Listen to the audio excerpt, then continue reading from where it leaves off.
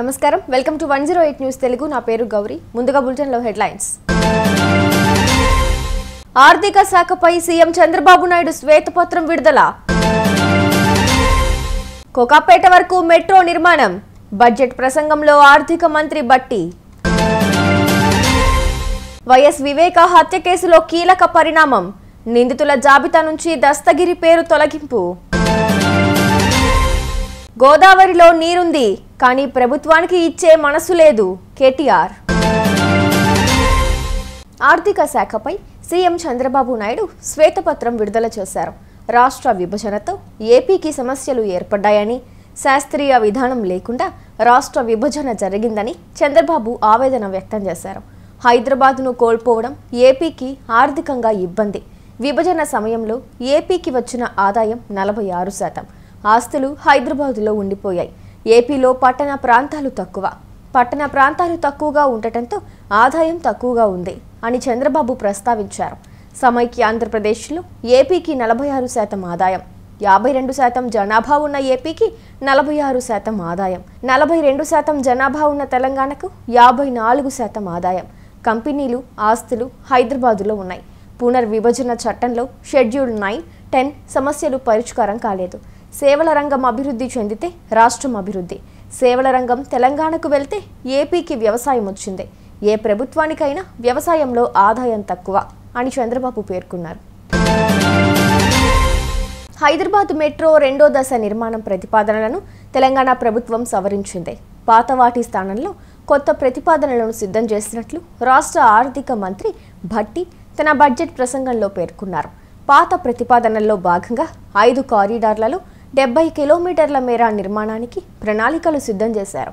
తాజా సవరింపుతో అది 78.4 కిలోమీటర్లకు చేరుకుంది. అంచనా వ్యయం కూడా పెరిగి 24,042 కోట్ల రూపాయలకు చేరింది. గత ప్రతిపాదనల ప్రకారం రాయదుర్గం నుంచి విప్రో కూడలి, యుఎస్ కాన్సులేట్ వరకు 8 కిలోమీటర్ల మేర నిర్మాణాలు చేపట్టాలి. దీన్ని కోకాపేటలో నియోపోలిస్ వరకు విస్తరించాలని తెలంగాణ ప్రభుత్వం నిర్ణయించింది. వైఎస్ వివేక హత్య కేసులో కీలక పరిణామం చోటు చేసుకుంది. ఈ కేసులో నిందితుల జాబితా నుంచి దస్తగిరి పేరును సిబిఐ కోర్టు తొలగించింది. వివేక హత్య కేసులో A4గా ఉన్న నిందితుడు దస్తగిరి గతంలో అప్రూవర్గా మారాడు. దీంతో ఈ కేసులో తనను సాక్షిగా పరిగణించాలని సిబిఐ కోర్టులో పిటిషన్ దాఖలు చేశారు. అప్రూవర్గా మారినందున తన పేరును నిందితుల జాబితా నుంచి తొలగించాలని ఆ పిటిషన్లో పేర్కొన్నారు. తనను సాక్షిగా మాత్రమే చూడాలని కోరారు. దీనిపై గురువారం విచారణ చేపట్టిన సిబిఐ కోర్టు దస్తగిరికి అనుకూలంగా తీర్పునిచ్చింది. తెలంగాణలో కరువు అనే మాట వినపడకూడదని కేసీఆర్ కాళేశ్వరం ప్రాజెక్టును నిర్మించారని భారాస కార్యనిర్వాహక అధ్యక్షుడు కేటీఆర్ తెలిపారు. ఆయన పార్టీ నేతలతో కలిసి కన్నెపల్లి పంప్ హౌస్ను పరిశీలించి మాట్లాడారు. ఎగువ నుంచి నీరు వచ్చే పరిస్థితి కనిపించడం లేదు. 17 టీఎంసీల సామర్థ్యంతో కొండ పోచమ్మ సాగర్ నిర్మించారు. కాళేశ్వరం పరిధిలోని జలాశయాల్లో నీరు నింపాలి. ప్రభుత్వం స్పందించకుంటే మేమే పంప్ హౌస్లు ఆన్ చేస్తాం. 50,000 మంది రైతులతో వచ్చి పంప్ హౌస్లు ఆన్ చేస్తాం. అసెంబ్లీ సమావేశాల్లోపు పంప్ హౌస్లు ఆన్ చేయాలి. ఆగస్టు 2 లోపు జలాశయాల్లో నీరు నింపాలి. గోదావరిలో నీరుంది కానీ ప్రభుత్వానికి నీరిచ్చే మనసు లేదు. కాళేశ్వరం జలాల కోసం అసెంబ్లీలో ప్రభుత్వాన్ని నిలదీస్తాం. పంప్ హౌస్లు ఆన్ చేసేందుకు ఎలాంటి ఇబ్బందులు లేవని ఇంజనీర్లు చెప్పారు అని కేటీఆర్ తెలిపారు. కేసీఆర్ గారు ఆకలితో అలమటిస్తున్న తెలంగాణ రైతాంగానికి పంచభక్ష ప్రమాణాల మాదిరిగా, ఒక కల్పతరువు మాదిరిగా, కామధేనువు మాదిరిగా కాళేశ్వరం ప్రాజెక్టు మొత్తం తయారు చేసి ఇవాళ రెడీగా పెట్టినారు. మేము నడిపించి చూపెట్టినాం. మీరు చేయవలసిందల్లా ఒకటే, ఈ పంపులు వెంటనే ఆన్ చేయండి. మీరు అనవసరంగా రాజకీయాల జోలికి పోయి రాజకీయంగా కేసీఆర్ గారిని బదనాం చేయాలనే ఒక చిల్లర ప్రయత్నం ఏదైతే మీరు చేస్తున్నారో ఇప్పటికే అవన్నీ కొట్టుకపోయినాయి గోదావరి వరదలో. ఇవాళ మీరేమైతే అడ్డమైన మాటలు మాట్లాడినరో అవన్నీ తప్పుడు ప్రచారాలని చెప్పి ప్రజలకు అర్థమైపోయింది. అందుకే మేము అనేది, మీరు చేస్తారా పంప్ హౌస్ చాలు చేస్తారా చెయ్యరా తేల్చి చెప్పండి. మీకు అసెంబ్లీ సమావేశాలు ముగిసేదాకా ఈ ప్రభుత్వానికి మేము గడువు ఇస్తున్నాం. అంటే ఆగస్టు 2కు అసెంబ్లీ సమావేశాలు ముగుస్తా ఉన్నాయి. అప్పటిదాకా ఈ ప్రభుత్వానికి, ఎందుకంటే మేము కూడా అందరం హౌస్ లో నిలదీస్తాం, రైతుల పక్షాన ప్రభుత్వాన్ని అడుగుతాం. ఎందుకు చాలు చేస్తలేరు మీరు? అవసరమైతే ప్రత్యేక చర్చ పెట్టండి.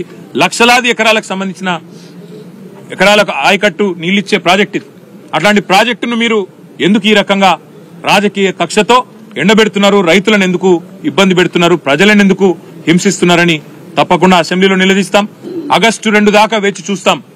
మీరు గనక ఆగస్టు 2 లోపల నిర్ణయం తీసుకొని పంపు లాంచ్ చేయకపోతే, నీళ్లు ఎత్తిపోయడం ప్రారంభించకపోతే 50,000 మంది రైతులతో మేము మా కేసీఆర్ గారి నాయకత్వంలో, మా పార్టీ నాయకత్వంలో మేమే వస్తాం.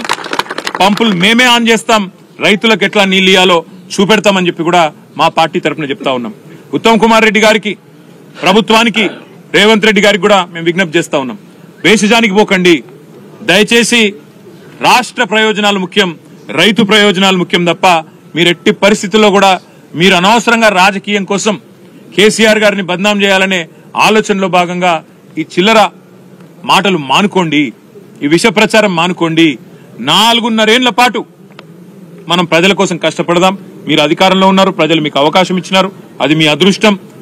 పదవిని వినియోగించండి, అధికారాన్ని సక్రమంగా వినియోగించండి, సద్వినియోగం చేయండి. రైతులకు నీళ్ళు ఇవ్వండి, గొంతెండుతున్న పల్లెలకు నీళ్ళు ఇవ్వండి, అదేవిధంగా పరిశ్రమలకు సరిపడా నీళ్ళు ఇవ్వండి.